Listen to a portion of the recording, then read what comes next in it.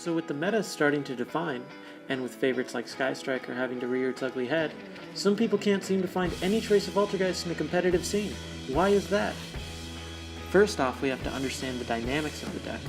Being that the deck is heavily trap reliant, this deviates from the normal decks that have almost completely given up on the concept of traps in the big metagame. However, the biggest use that this deck can provide is Altergeist Multi-Faker, making all your traps become a much larger part in the deck, as Multi-Faker can make a search, a compulsory evacuation device, or even just a wall to save you one more turn. Now, why is it not as prevalent in the metagame?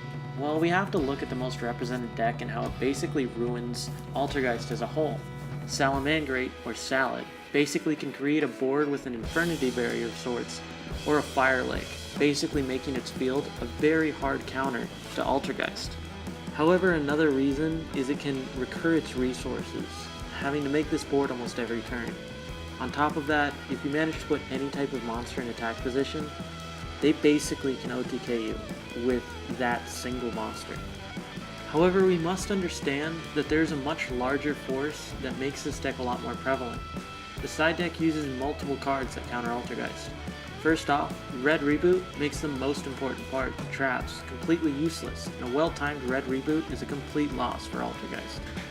Also, we have to look at Denko Sekka. This card with a single normal summon can make your entire board a useless mess, as you watch your opponent proceed to use his entire hand to completely obliterate your defenses, and you have no way to stop it. Finally, it is a trap-heavy deck.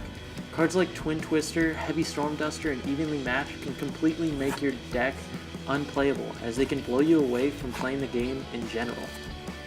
But we do have to look at the positive side of things. I theorize this deck will be on the heels of the metagame for a while, slowly making its appearance noticeable again. Remember, this deck has access to some very powerful cards, like Pot of Extravagance, Infinite Impermanence, the Solemn Package, every hand trap available, even large amounts of heavy negation, like Imperial Order. Remember, this is currently classified as a rogue deck.